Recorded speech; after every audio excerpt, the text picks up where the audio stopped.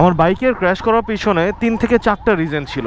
এখন the magical part happened. বাইকটা control কোনোভাবে হয়তো বা হয়ে যেত। ওই যে ফার্স্টে বললাম, এভিয়েশনে বলা আছে whenever a crash happen it doesn't happen for a single reason। তখনই সব থেকে বড় বিপদটা হয়, আর সেটা হচ্ছে বাইকারের কোনো না কোনো ফিজিক্যাল ড্যামেজ অথবা জানের উপর দিয়ে যায়। লাস্ট ব্লগে আপনারা দেখেছিলেন যে আমি আমার নতুন জিক্সার বাইকটাকে ক্র্যাশ করি, কিন্তু এত কম স্পিডে বাইকটা ক্র্যাশ করার পিছনে কি কি রিজন ছিল।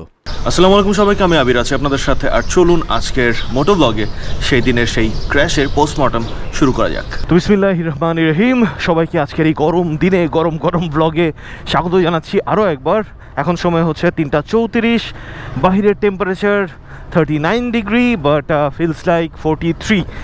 সো ইয়া, জীবন যৌবন সব শুকায় কাঠখোর হয়ে যাচ্ছে। এভিয়েশন অ্যাক্সিডেন্টের মধ্যে বা এভিয়েশন ক্র্যাশগুলোর মধ্যে একটা প্রবাদ প্রচলিত আছে যে কখনো একটা ক্র্যাশ বা একটা অ্যাক্সিডেন্ট যে কোনো একটা রিজনে হয় না, দেয়ার আর মাল্টিপল রিজন বিহাইন্ড, যে আপনার সব কিছু মিলিয়ে দেন আপনার এয়ারক্রাফট ক্র্যাশ হয়েছে। আমিও গত 3-4 দিন ধরে এটাই চিন্তা করতেছিলাম যে was that the only reason যে আমার বাইকের পেছনের চাকার মধ্যে একটা ইট আসছে আর সেই ইটের কারণে আমি ক্র্যাশ করছি বা আমার বাইকটা পড়ে গেছে। That wasn't the only reason. আমার বাইকের ক্র্যাশ করার পিছনে 3 থেকে 4টা রিজন ছিল। একে একে রিজনগুলো স্টার্ট করি। তো ফার্স্ট রিজন যদি ধরা হয় তাহলে ডেফিনেটলি আমার রেয়ার টায়ারের পেছনে যে ইটটা আসছিল বা ইট পড়ছিল, আমি যখন সাইড দিয়ে কাটাইতে যাই সামনের টায়ারটা বের হয়ে যায়, কিন্তু পেছনের টায়ারটা গিয়ে একদম ইটটার মধ্যেই পড়ে।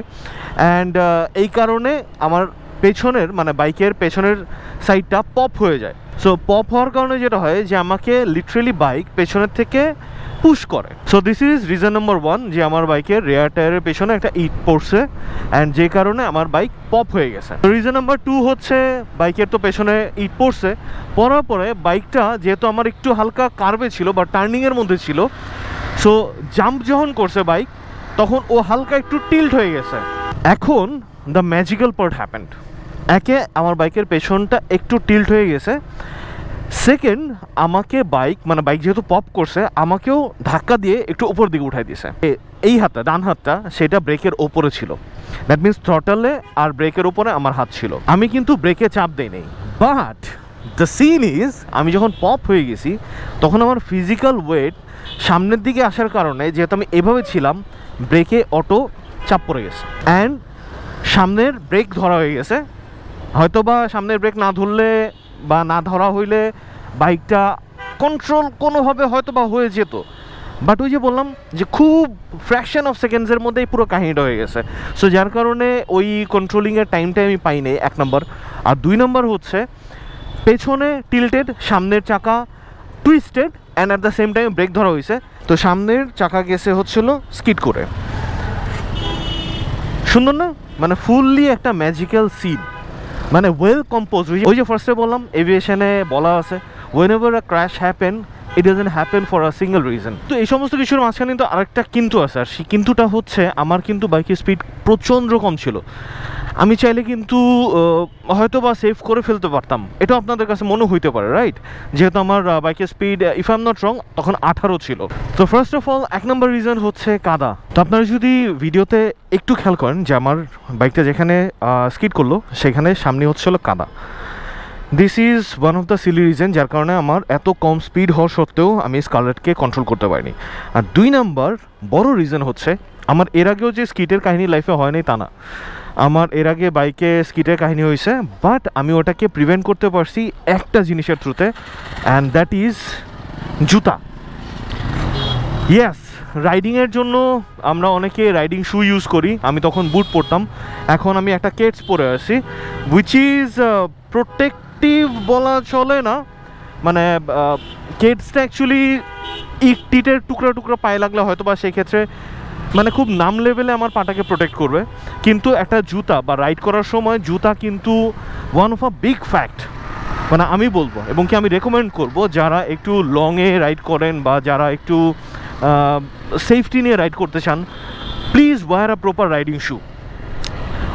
আমি এর আগে যখন আমার বাইক স্কিড করছিল বা বাইক পেছনে ঠিক সেম এরকম কাছাকাছি একটা কাহিনী হয়েছিল, ডিশের লাইনের তার পড়েছিল রাস্তার মধ্যে, আর সেইখানে আমার বাইকের রেয়ার টায়ার স্কিড করে।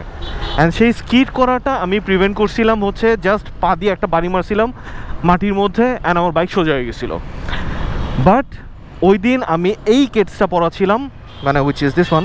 তো ওই দিন এই কেটসটা পরার কারণে যেটা হয়েছে, এটা কিন্তু কোনো মানে আপনাকে সাপোর্ট দিবে না রাইডিংয়ের সময়। একটা রাইডিং শু আপনাকে যেভাবে সাপোর্ট করবে, এই কেটসটা আমাকে হয়তোবা হ্যাঁ প্রাইমারি কিছু হয়তোবা ড্যামেজ প্রুফ করবে, লাইক হয়তোবা কোনো একটা ইটের টুকরা উড়ে আসলো বা কিছু হইলো, সেইটা হয়তো বা গার্ড করবে।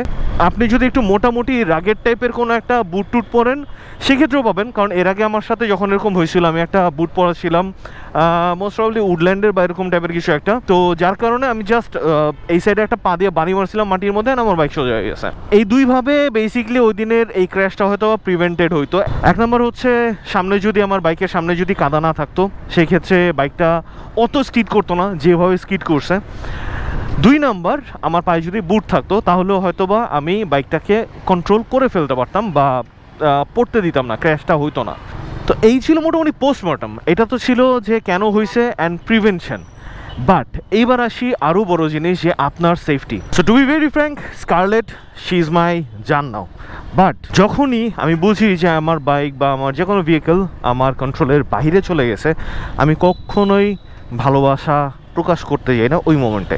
কারণ যখন এরকম সিন হয় যে বাইক অ্যাক্সিডেন্ট করতে যাবে বা ক্র্যাশ করতে যাবে, অ্যান্ড যে কোনো রাইডারই সে তার বাইককে আগলে ধরে রাখছে একদম লাস্ট সেকেন্ড পর্যন্ত যে না আমি বাইকটাকে সেভ করে ফেলতে পারবো, তখনই সবথেকে বড় বিপদটা হয়। আর সেটা হচ্ছে বাইকারের কোনো না কোনো ফিজিক্যাল ড্যামেজ অথবা জানের উপর দিয়ে যায়।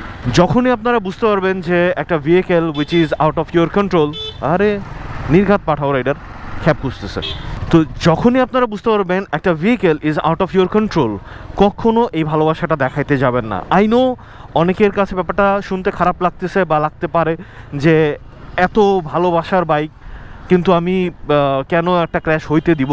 সবথেকে বড় জিনিস, এটার দাম আপনার জীবনের থেকে বেশি না। আপনার ride when she is not with you, when she is saying that I am out of your control, just leave your vehicle. কারণ আমরা অনেককেই দেখা যায়, স্পেশালি যারা একটু বেশি ইয়াং আছেন, অনেককে দেখা যায়, বলতে যদিও খারাপ লাগে বাট ইটস ট্রু, 14, 15, 16 বছর বয়সে অনেকের বাবা মা অনেককে বাইক কিনে দেয়, অ্যান্ড তাদের মধ্যে এই মিস্টেকটা সব থেকে বেশি যে না I can control my bike, I can save my bike. আরে ভাই, বাইকের দাম আপনার জীবনের দামের থেকে বেশি না। যদিও আমি যদি আমার ইনসিডেন্টের কথা বলি, খুবই মাইনর টাইপের একটা ক্র্যাশ ছিল, আল্লাহর রহমতে আলহামদুলিল্লাহ আমার কোনো প্রবলেম হয় নাই। ইনফ্যাক্ট বাইকের যে ঝামেলা হয়েছিল, দ্যাট মিনস আমি বলছিলাম যে এই হ্যান্ডেল বার বাঁকায় গেছে। মজার জিনিস হচ্ছে সামহাও লাস্ট 2 দিন প্রবাবলি অনেক গরম ছিল, এই কারণে হইতে পারে, কারণ মেটাল যেহেতু এক্সপেনশন কম্প্রেশনের কারণেও হয়তো বা হইতে পারে, আমি আই ডোন্ট নো, বাট আমার হ্যান্ডেল বার সোজা হয়ে গেছে। তো চলে আসছি ফয়সাল ভাইয়ের অফিসের নিচে। সো ফয়সাল ভাই চলে আসছে, অ্যান্ড এখানে একটা খুব মজার বাটার বোন পাওয়া যায়, এক পিসি আছে, ওটা আমার জন্য। সো আমি বাটার বোন খাই, খাওয়া দাওয়া শেষ করে তারপরে কথা বলতেছি। আসছিলাম তো চা খাওয়ার জন্য, কিন্তু চা খাওয়ার পরে ফয়সাল ভাই বললো যে তার শুধু 2টা কোটেশন ওয়ার্ক বাকি আছে, মানে 2টা কোটেশন সাবমিট করা বাকি আছে। তো বললো যে চলো এটা শেষ করে একসাথে বাসায় যাই। তো আধা ঘন্টার মতো এখানে ছিলাম, এখন যাচ্ছি আমরা বাসায়, মানে ফয়সাল ভাই বাসায়। আর ফয়সাল ভাইয়ের বাসার ওপরেই হচ্ছে আমার স্টুডিও বা office. So we both are basically going to the same place.